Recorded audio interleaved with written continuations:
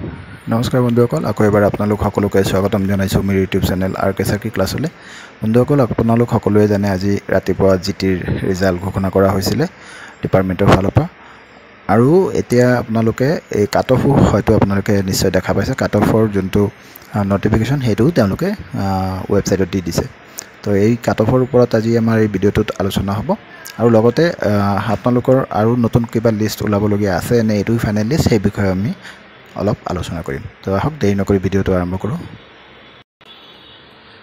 তো বন্ধুসকল, ইয়াত আপোনালোকে চাব পাৰে যে কাট অফটো এটা ভেৰাইটিজ, এটা ডাঙৰ ৰেঞ্জত কাট অফটো দেখা পোৱা গৈছে। বিভিন্ন মিডিয়াম প্লাছ বিভিন্ন কেটাগৰী প্লাছ ছাবজেক্ট, এই তিনিওটা দিশ চাই পেলাই কাট অফটো দিয়া হৈছে। গতিকে কাট অফটো এটা এনেকুৱা এটা হ'ব যে মেথছৰ কাৰণে ধৰি লওক আপুনি কোনোবা এটা কেটাগৰীত বা কোনোবা এটা মিডিয়ামত বহুত কম দেখা পাব, আকৌ কোনোবা এটা কেটাগৰী বা মিডিয়ামত খুব বেছি দেখা পাব। প্ৰতিটো ছাবজেক্টৰ কাৰণেই তেনেকুৱা হৈছে।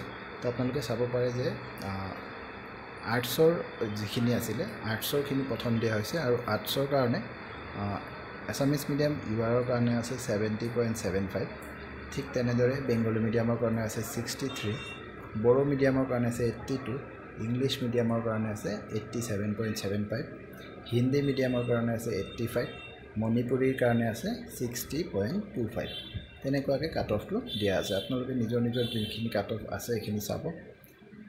মেথছৰ কাৰণে মই ক'ম যে মেথছৰ ইংলিছ মিডিয়ামৰ কাট অফটো খুব বেছি গৈছে, 100.75 কাট অফ গৈছে। তাৰমানে ইংলিছ মিডিয়ামৰ মেথছত পষ্টটো খুব কম আছিলে, সেইটোৱে হ'ব কাৰণ, বেলেগ একো কাৰণ নাই।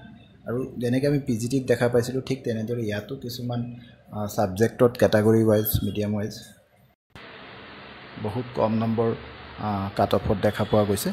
যেনেকৈ আপুনি চাব পাৰে যে OBC T ট্ৰাইবছৰ কাৰণে যোনটো আপোনাৰ সংস্কৃতৰ এছামিছ মিডিয়ামটো আপোনালোকে চাব পাৰে যে 18 আহিছে।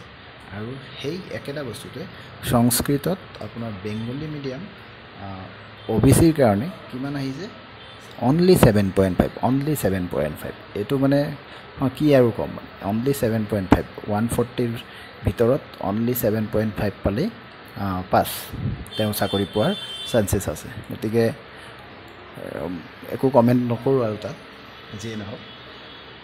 তাতোকৈ আৰু চালে আপোনালোকৰ মাথা বেয়া হ'ব। সেইটো হ'ল PWD। আপুনি চাওক, এছামিছ মিডিয়াম PWD মেথামেটিক্সৰ কাৰণে, এছামিছ মিডিয়াম PWD মেথামেটিক্সৰ কাৰণে কিমান নম্বৰ লাগে পাছ কৰিবলৈ? 2.25। মানে 0 হ'লেও ভাল আছিলে, তেন্তে পৰীক্ষা নিদিলেই হ'লহেঁতেন, পাছ কৰিলে হয়, এপ্লাই কৰিলেই পাছ, হয়নে নহয়? তেনেকুৱা এটা কথা আহি গ'ল। তো সেইটোৱেই আৰু, কিছুমানে 100 পায়ো পাছ কৰিব লাগে, কিছুমানে 2.25 পায়ো পাছ কৰিব পাৰে। সেইটোৱে আৰু আমাৰ ছিষ্টেম, আৰু এইটো একো নাই। বাকী আপোনালোকৰ যোনটো প্ৰশ্ন আছিলে, বহুতে কমেণ্ট কৰি মোক জনাইছিলে আগৰ ভিডিঅ'টো যে এইটো ফাইনেল লিষ্ট নে আৰু এটা লিষ্ট ওলাব। আৰু এটা লিষ্ট ওলাব, সেইটো সঁচা কথা। কাৰণ কি, ডকুমেণ্ট ভেৰিফিকেশ্যনত স্ক'প থাকে যে বহুত কেণ্ডিডেটৰ কেঞ্চেল হৈ যাব পাৰে। যদি আপোনাৰ ডকুমেণ্টছত কিবা খেলি মেলি আছে, তাত কিন্তু আপোনাৰ কেণ্ডিডেটছৰ কেঞ্চেল হ'ব। আৰু কেণ্ডিডেটছৰ কেঞ্চেল হোৱাৰ লগে লগে সেই পষ্টটো ফিল আপ কৰিবলৈ আপোনাক কি কৰা হ'ব, বেলেগ এজনক চান্স দিয়া হ'ব। গতিকে ইয়াত আপোনালোকে নতুন এটা লিষ্ট, আকৌ ফাইনেল লিষ্ট এটা দেখা পাবই পাব। সেইটো হ'ব আপোনাৰ ফাইনেল চিলেকশ্যন লিষ্ট। ডকুমেণ্ট ভেৰিফিকেশ্যনৰ পিছত সেইটো দেখা পাব, এইটো এতিয়াই নহয়, আফটাৰ ডকুমেণ্ট ভেৰিফিকেশ্যন হ'ব। গতিকে আপোনালোকে যিসকলে পাছ কৰিছে, আপোনালোকে যদি আপোনালোকৰ ডকুমেণ্টছখিনি ঠিক আছে, তেন্তে আপোনালোকৰ কোনো অসুবিধা নাই। কিন্তু যদি কিবা ডকুমেণ্টছত প্ৰব্লেম আছে, তেতিয়াহ'লে তেতিয়াহ'লে নামটো কাটা যাব পাৰে, ডকুমেণ্টছ যদি প্ৰব্লেম থাকে। সেইখিনিয়ে আছিলে আজিৰ ভিডিঅ'টোত। তো আপোনালোকে নিজৰ কাট অফটো চাওক। ধন্যবাদ।